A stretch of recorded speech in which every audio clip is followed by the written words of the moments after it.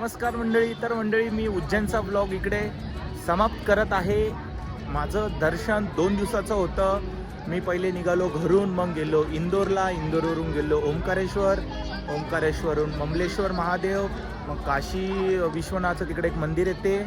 मग त्याच्यानंतर मी आलो उज्जैनला. उज्जैनचं पण देखील माझं दर्शन व्यवस्थित झालं.